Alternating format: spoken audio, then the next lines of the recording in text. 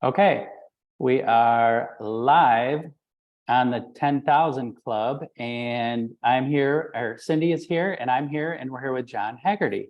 Hagerty, oh, okay, great. It said mute on your thing, but I think we're good.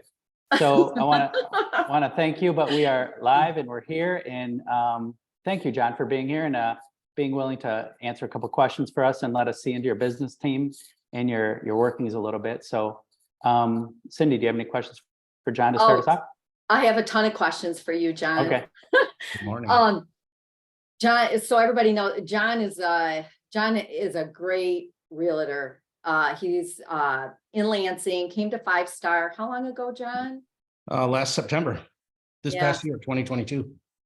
Came from another brokerage. I've dealt with John for years, and he has a phenomenal reputation, a real helper to people and other agents, and just really a joy to be around.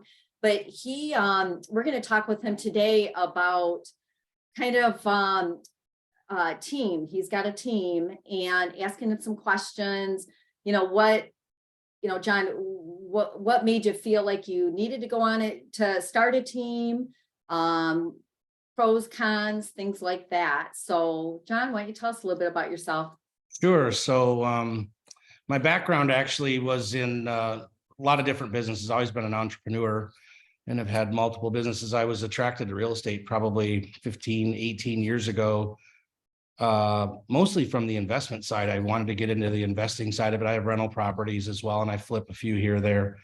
I started off with a very small boutique brokerage, and mainly because I didn't want to work the floors and answer phones. I just wanted to kind of focus on the investment side. And this was just before 2008 when the market really started to tank. And what I realized was the broker at the time that I was working with gave me a few leads here or there. And when I'd go work that transaction, she'd split it with me 50-50. And I didn't have any intention to do that, but all of a sudden that extra money was kind of attractive. And I thought, well, geez, maybe the residential side of this can help fund the investment side. So that was my initial intro. And then the market tanked and I left real estate for a little bit, went off, and I still had some other businesses I was doing. I ended up in Vancouver, British Columbia, doing some work there, a whole another industry. But I always was attracted to real estate. So when I came back, one of my family members actually lived behind my previous broker, and we got connected into real estate that way. And they kept saying, hey, you got to get back in real estate, get back in real estate. And I said, well, I'll take a look at it. And I'm very relationship oriented in my business and how that works with people. And so it just was a natural extension for me to go back to it. And then I really fell in love with the residential side of it. And I worked with that brokerage for about maybe 6-7 years. And then I got a phone call and somebody was talking about 5-Star, and in all genuineness, they name dropped Cindy, and I had some good experience. Oh no, I'm sorry. And I said, I'll take that call just because of her. And I love you, we John. were truthfully starting to look in some, explore some other options, primarily because I just life situation. My folks are older and we were going to be selling their house, and I didn't have a home base, and my brokerage is a little bit out of town. So it's just a great fit with the new office they were opening up here. In terms of the team concept, I genuinely never really had interest in building a team. I used to develop youth programs. I had been in other business organizations where I was very accustomed to building teams and that kind of a concept. And I always enjoyed it and loved it, but there was a part of me that wanted to just focus on the investment side of it. But at a certain point, my business got busy enough where I just realized I couldn't manage all of the transactions on my own. I'm more of a big picture type person. The detail part is a little bit harder for me. I like chase after bright, shiny objects. And John, what was the threshold? Did you have like a certain number of transactions you were managing?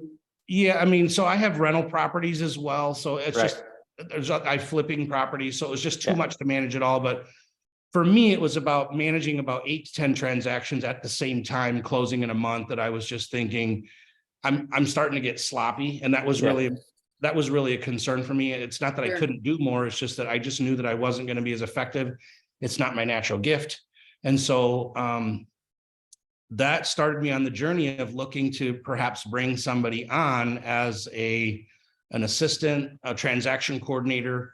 And so we had approached a young lady who's on my team by the name of Michaela, who is just She's awesome. She's awesome. Yeah. And she was working and she had decided she wanted to get into real estate, and went off and got her license, came back and said, "Hey, I got my license. Now what do I do?"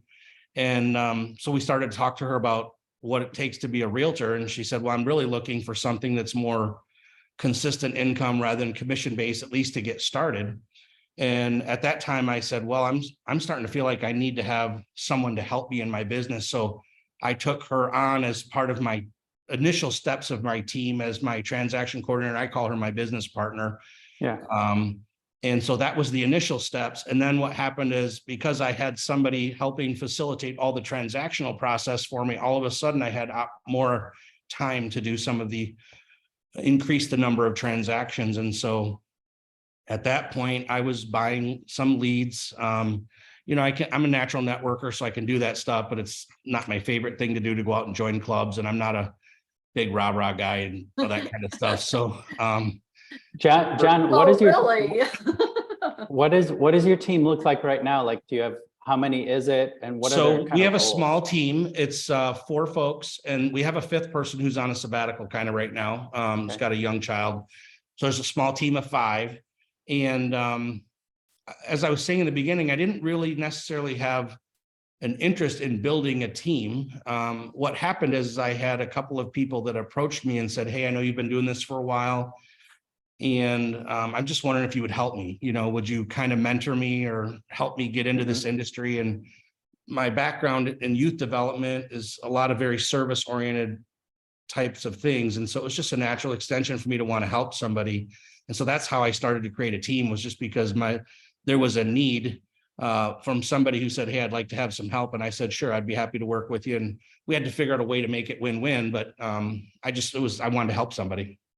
Well, it's funny. I was talking to Seth in the office the other day, and we were talking about you and your phone skills.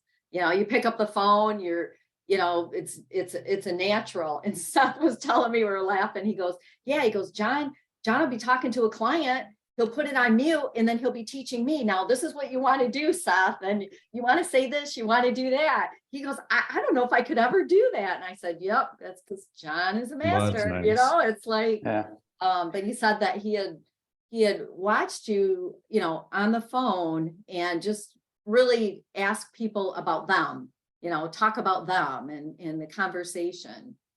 Yeah, when I'm usually talking with an initial buyer or seller, I would say probably 70% of the conversation has nothing to do with real estate. It has more to do with me presenting a question to them that I think is, I have an idea of where I want to take them. So I have a question that kind of starts that process, but then I'm quickly transitioning that into, what are their needs? What are they looking for? Tell me about your family. And so one of my gifts, I think, is that I'm able to establish rapport with people pretty quickly, and they feel like I'm genuinely want to look out for their best interest rather than just trying to get the next transaction.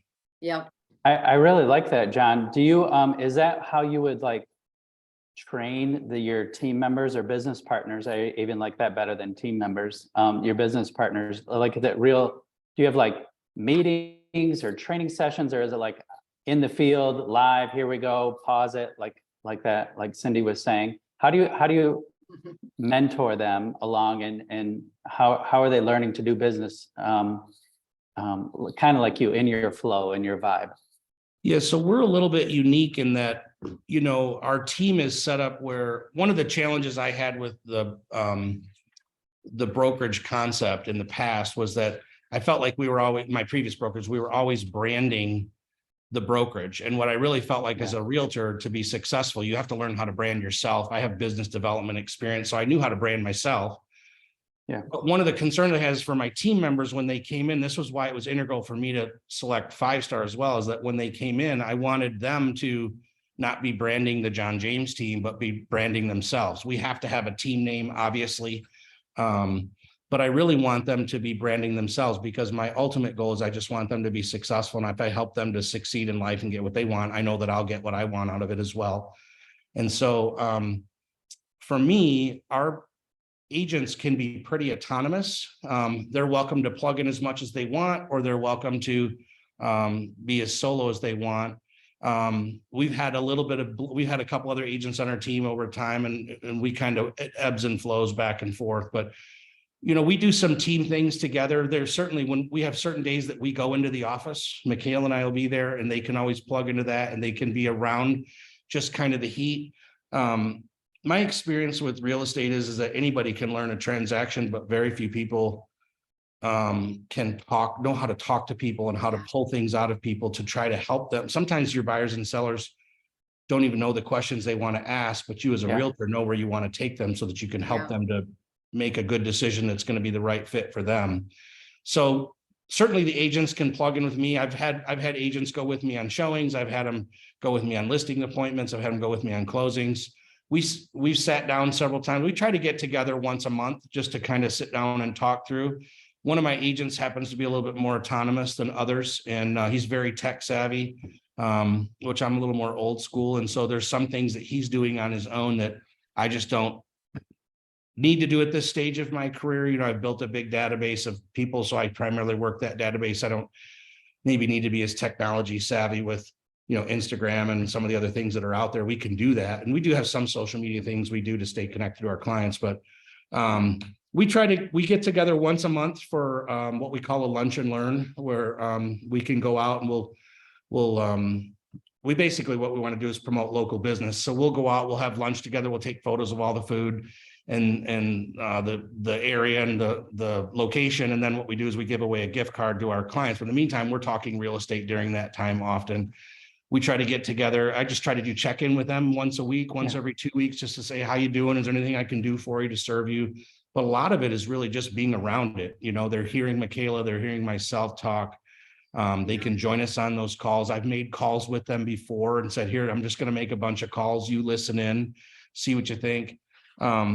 Anybody can learn to fill out the paperwork, but it's really learning how to build the relationships with people, I think, is the hardest part. And I think one thing that's a challenge for a lot of people when they're new to the industry is that running a real estate business is running a business. So when you have somebody who's transitioning from an employer or employee mentality to an employer mentality, meaning you're your own employer, people are used to being told what to do, when to do it, and so I think one of the things that's a hard challenge for some of those agents to overcome when they're leaving that type of an industry and coming into managing their own business is helping them to see what are the things that produce income and what are the busy activities that make you feel like you're working, but you're not really working. So there's a blend. We do a lot of different things to try to get them up to speed and connected. And of course, 5 Star has a lot of training opportunities for people. So John, also, my question is on your team, I have 2 questions. Do you provide them with, are they primarily buyer's agents? Do you give them leads? Can they list? How do you section it up, divide it up like that? No, I want them to have full autonomy to be able to function as a realtor, just like I do. So on their listings, they'll usually list me as a co-listing agent, but it's their listing. I want them to brand themselves. I want their name on the sign. On the buyer side, they're the agent, and we have set up a split system with them, but we'll provide some leads here or there, usually in the form of buyer leads. We do buy some leads and source some leads from various places, and we'll provide some of those to them. But in general, I want to help them to build the business, not to build me. Okay. Yeah, that's awesome, John, because you're really helping them just have their own business, and you're really a mentor to them as well, and helping them, down the road if they decided they wanted to do something on their own.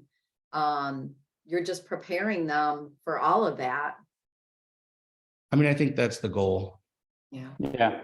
So do you ever it doesn't sound like it, but do you ever worry they'll leave the team? Can they leave the team at any time? Are you trying to keep them because you have a good thing going? It does relieve work for you. I don't really worry about people leaving. I think just part of my personality is I'm a make the pie bigger person, not how do I divide up my slice. Yeah. And so ultimately, I'm still going to be successful, whether those people are on my team or not on my team. I just really see myself as being an advocate to help other people.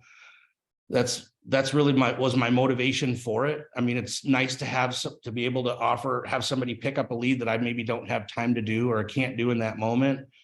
But the money really wasn't the motivating factor for me. And our team splits are pretty, just to give you an example, when I was with my old brokerage, we had our splits. I don't know if it's okay to share splits and how that works, but our splits were set up that, you had to do about maybe $22,000 in commissions to the brokerage in order to hit a certain level. It was a 95.5 for us. And of course, 5-star will go to 100.0, much significantly less. Well, at the time I had negotiated a split that was less than the $22,000 that was required. And when I brought on a team member, I had him be a little bit more than mine, but I had it less than what the brokerage had set up, so that there was no incentive for them to leave me because they were getting a better deal. With this situation, because the brokerage splits are so low, in order to get to that 7,600 or whatever it is, 7,800 or whatever it is to go 100.0, we did just a little bit more than that. They've got to generate about $1 million in sales, and then they go 100.0 for the rest of the year. I don't take any piece of their I don't take any piece of personal ones that they sell. I don't take any portion on family members things. That's just something I felt like, so the splits are, they have to do about $1 million in gross commissions in order to generate and break off to be 100.0. And I'm still going to serve them and help them. And then additional leads beyond that down the road.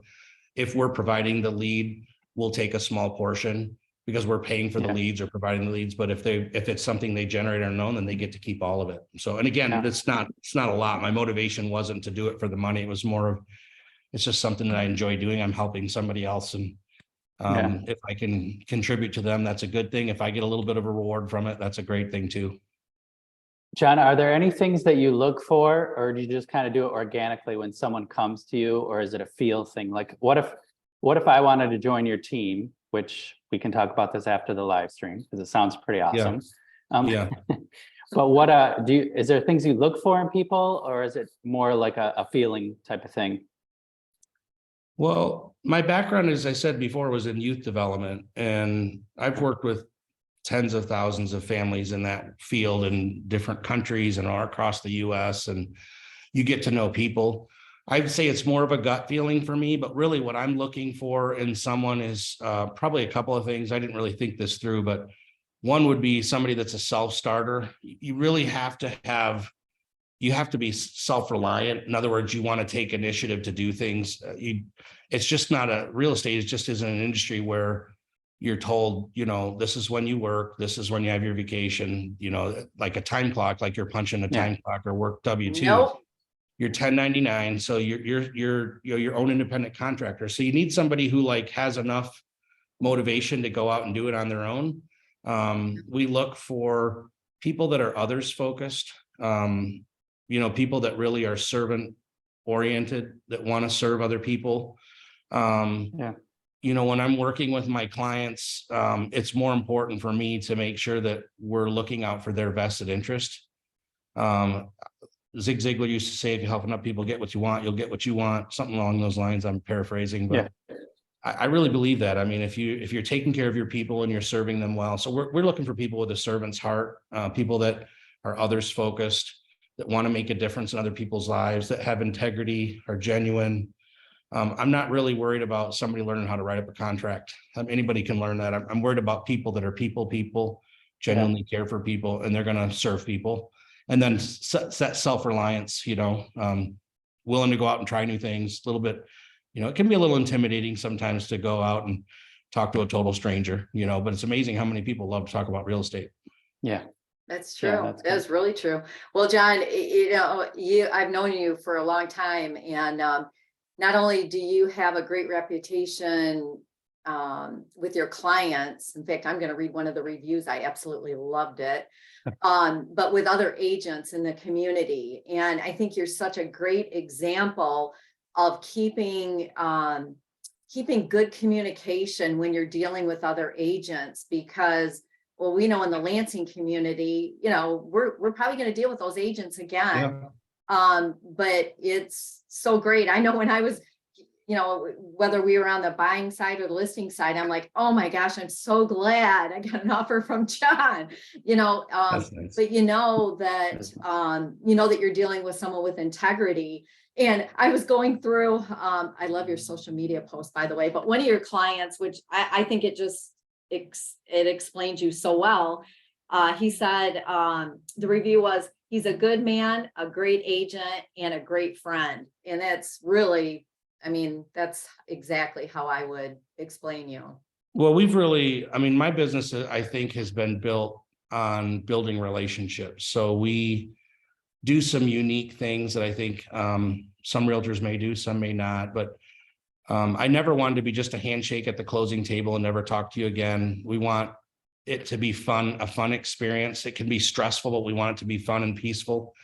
But one of the things that we've really done, I think, well, is building that relationship after the closing. So we have a social media community that we've created for just our clients, where we don't do any selling in it, but we have contests and giveaways and market updates, and we do a lot of events throughout the year. Historically, we would have people say, John's a good agent, but he throws great parties. We have multiple events throughout the year. One of those. We did one recently. We rented out a cafe in town, and we brought in a jazz quartet from Grand Rapids, and we just had a free night for people to bring for the clients to come. They got unlimited coffee and pastries. They got to listen to jazz. We're planning a Halloween party right now. Our last one, we had probably 150 clients at it. So we just build relationships with people post-closing. And because this is one of the things I think you guys had mentioned might be something to talk about, is just follow up. We have a year-long plan through our content database management system, where we are dripping on them, whether, every so often, there's probably 10 to 15 touches over the entire year, between some follow-up postcards to phone calls to emails to, text messaging campaigns. I'm a 7-day a week or so. I don't turn off. And I've sold enough homes where you're driving through any subdivision, you're driving by somebody's home. So I'm taking a picture of their home and send them a text message just saying, hey, just driving through your neighborhood, thinking of you.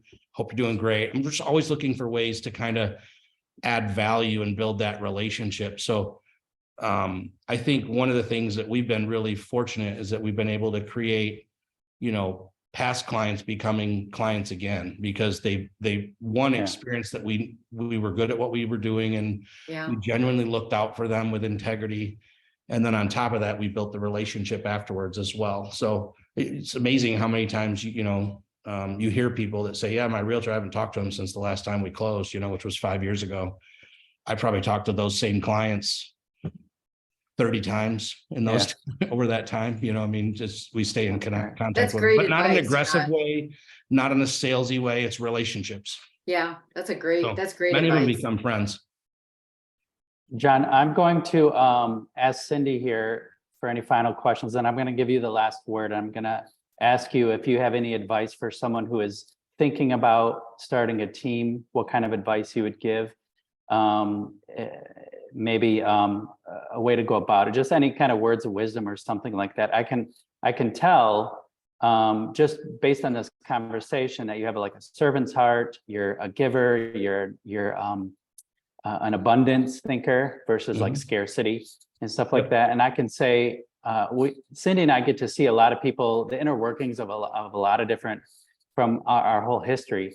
And we see a lot into teams and agents. And I just want to give you an encouragement that you're an amazing pro, and whatever your talents and gifts are, your motivations are, they're in the right place. And it's reaping not only, I guess, financial benefits, but life benefits for not only you, but the people that are kind of in your circle. So take that encouragement. It's really great. It's been a super good pleasure. Cindy, do you have any questions before I let John sign us off?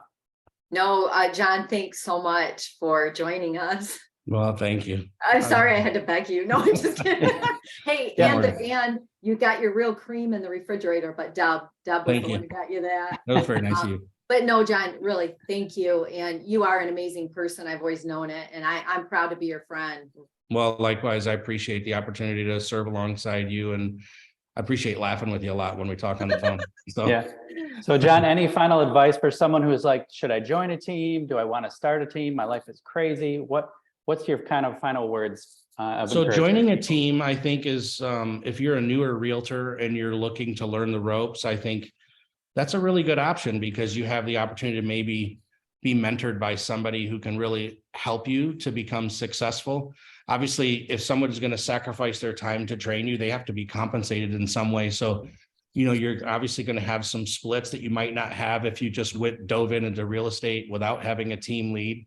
But I think that's a really good way to get started if that's, what you're wanting to do. From the leadership side of being a team leader, I would say, one, having a servant's heart, knowing that you just have to genuinely want to help people. And then the second thing is to have systems. You got to have tracks for people to run on. You got to have things for people to plug into, whether it's content, database management systems, or training systems, or having people following you around. You got to have a plan for people to plug into. So with my stuff, for example, when an agent joins my team, they have access to all of our postcards. They have access to, we use the Canva program for a lot of stuff, which a lot of realtors are familiar with, but they have access to any content we create, whether it be follow-up emails, follow-up letters, asking for referrals, whatever that stuff may be. They can literally have copies of it, just put their own name on it. So those systems really help, because if you want to be successful as a team, I think it's important to make sure that you have systems in place to help your people become successful. Because if they're not becoming successful, then they're going to leave or they're going to fall out of real estate. So that's always the concern with a newbie. You want to make sure that they, you can help them. The market's a little funny right now, in terms of high interest rates and low inventory. So it's been slow for some folks, and I think newer people joining, that can be kind of scary coming from, hourly income to no income. And so you got to have tracks for people, or you got to be able to plug them in, have them join you. So I would say have a servant's heart and have systems. Okay. Well, thank you, John. Yeah, my That was pleasure. really great. It was great to meet you virtually. Hopefully I'll run into you soon. Likewise, would love to. So that's I just really appreciate the conversation. And so that's all I got. Cindy, do you have anything? Nope. Everybody have a great day. Happy selling, and sun's out. Let's enjoy it. Sun's out, guns out, right? Yeah. There you go. All right, guys. Have a great day. Thank you. Have a blessed day. Thanks, Take Leo. care. Yeah. Bye. Thank you. Bye-bye.